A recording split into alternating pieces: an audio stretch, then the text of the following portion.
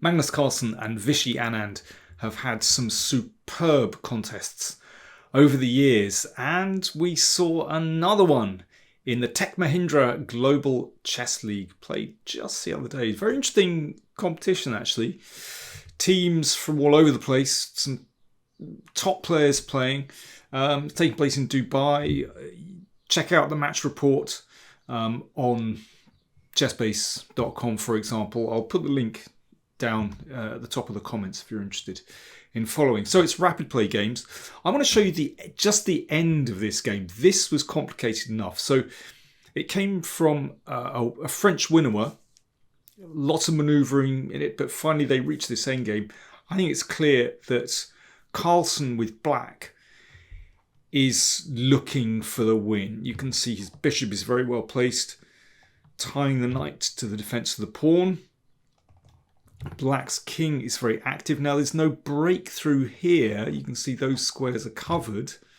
However, black does have a pawn push b4, which is going to let the king in. So Carlsen, of course, playing for a win. And he broke with b4. This was taken. Now this is an interesting moment already. Carlsen sidestepped. He went in with the king. If king takes pawn, then actually, although black has won a pawn, you can't really do much. The king still can't break through here. And this pawn won't be able to get past the king. So that looks like a fortress. Should be a draw.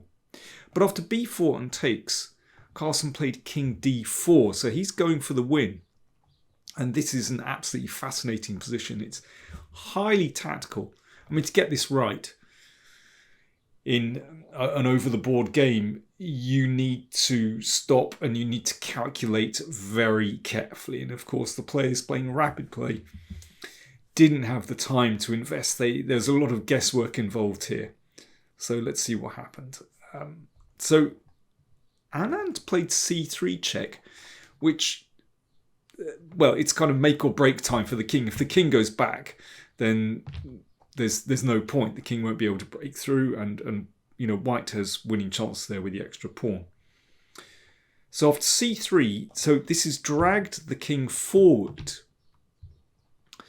And then Anand went for b5, so using this extra pawn to create a dangerous passed pawn here. Yeah, if he'd done this on the previous turn, so b5 in this position, then black's king would be able to get back. Remember that bishop controls the queening square. So anyway, c3 check, king d3, b5. This was taken a6. And very interesting moment again where black has quite a choice. Do you play king e3? Do you go for this pawn? Do you play b4? Or do you do something else? Well, Carlsen played king d2, and that's the best move. He's preparing b4. a7. And again, very interesting moment where Carlsen just hesitated for a moment. He put his bishop back on d5. And in fact, here white should play knight f1 check. And actually, this will end in a draw. Best move is here, and it should repeat. If king e3... then knight takes f5 is actually winning for white because one of those pawns is going to go through, basically. But Anand had the same idea. So he should play knight f1, and that should be a draw. Anand had the same idea. He played knight takes pawn. Carlsen took it, and then e6. All right, one of these pawns is going to go through. The bishop can't stop both of them. But now comes black's play, b4. So that's why the king played to d2 in order to cover these squares to force one of these pawns home. So if pawn takes pawn, then c3, and I think you can see that black is winning. Anand, I mean, if you look at the video of this, it's very interesting. You know, you can see Anand sort of shaking his head before, thinking he's lost. But it's at this moment, he thought for a little bit. So they weren't absolutely blitzing their moves out. They did have a bit of time. And Anand spotted an amazing idea. So he played e7. Pawn takes pawn check. King a2. That's a very important move, as we're about to find out. So yeah, if the king goes here, then this pawn would land with check. So the king goes to a2. And now here is Anand's idea. This is absolutely brilliant. Instead of, well, so c2, and instead of making a queen straight away, black would win after this. He got a queen here. That was taken. And then he got a queen.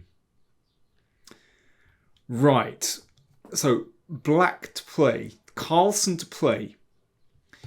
How do you play with black in this position? Black to play. I'm not going to tell you. I won't give you any more clues than that. Black to play. What should you do here? Cheers. I'll have a drink from my beautiful Brentford mug. You have a little think.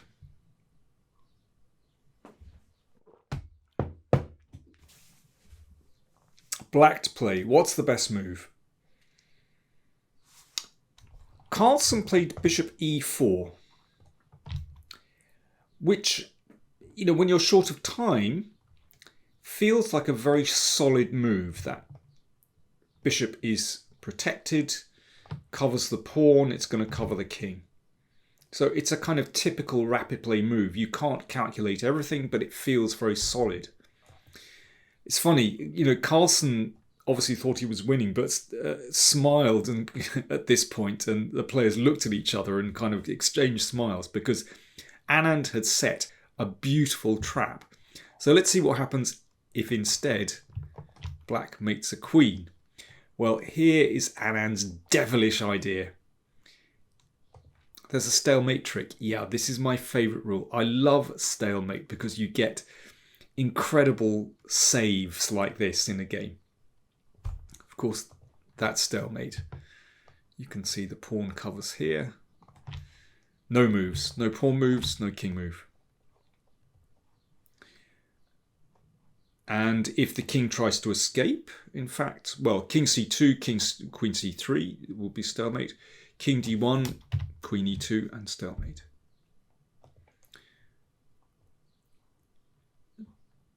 Carlsen's move, in fact, is not winning. It's a good practical move, but it shouldn't win. In fact, the best move here for black, and this is a fantastic idea, is c3. I mean, there's no way you'd find this when you're short of time. The whole idea is, well, black still wants to make a queen, of course, but it gives the king an extra square, so it's not going to be stalemate, basically. So, for example, if queen d8, king here, queen e7, then the bishop goes in the way. Notice the other clever thing about this pawn move is that it covers the b2 square, so the king can't get back to stop the pawn. And let's say queen a3, now king d2, so threat to make a queen, check, bishop d3, and the king, wow, what beautiful cover, and then there's no defense to black getting a queen with a winning position. I repeat, there's going to be no stalemate because the king can always escape.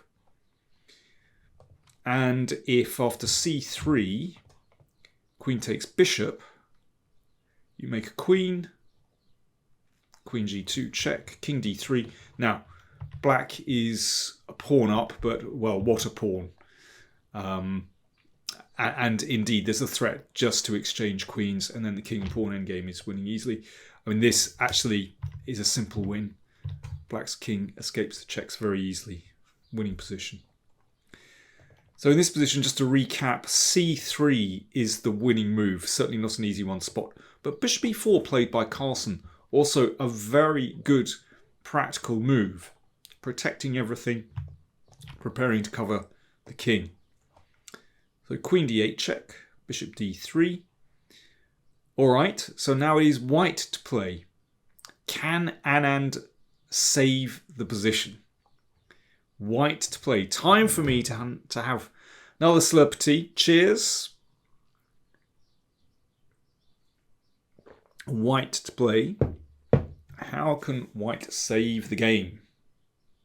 There is a way to save the game, and that is with queen b6. And if black makes a queen, then that is still a draw. Still this stalemate trick. Queen takes bishop, and that is a draw. Okay, what else? Well, you could try this one. Well, you could try queen here. Yeah, excuse me. You could try and under-promote to a knight. But this should be a draw. Let's just see this here. And now this pawn gets back.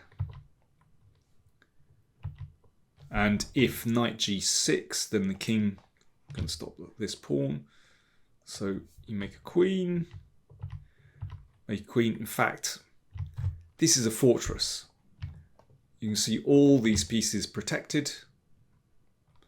And, well, yeah, I think you can see that they cover these squares. And I think if the king, well, all these squares as well, actually. So if the king, I think it can run towards these pieces, and that should be a draw.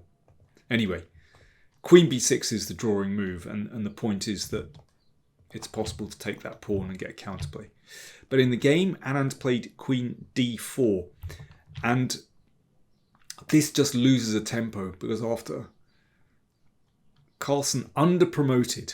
Beautiful, beautiful idea.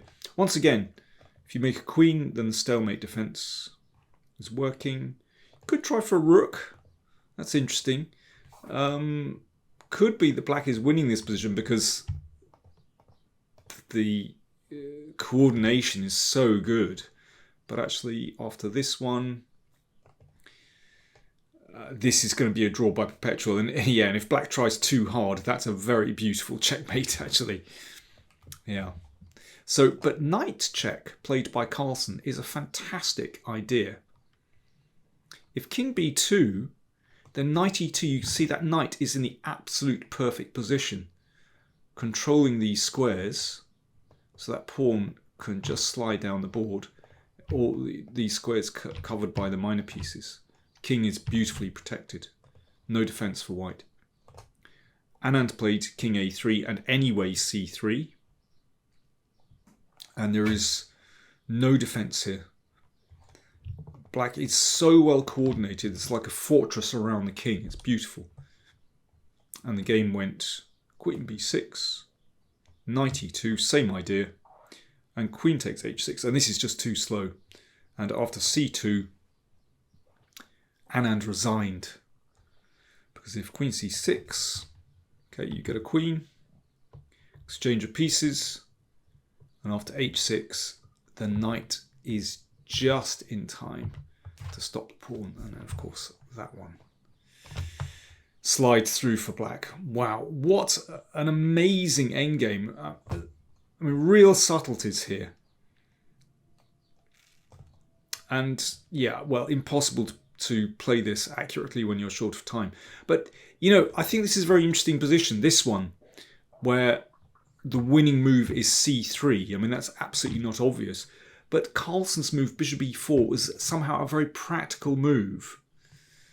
And Anand slipped up and Carlsen got the win. So yeah, very practical move. And yeah, this beautiful idea to under-promote and then force the c-pawn home. I mean, there are lots of other variations there. It's going back earlier. It's very, very tricky. But anyway, that just gives you a little flavour. And as I said before, I've said many times, it's one of my favourite rules in chess. I do love stalemate ideas, and you'll find lots of studies with exactly this kind of idea. I might show you a few of my favourite studies actually with this theme. Thanks for watching.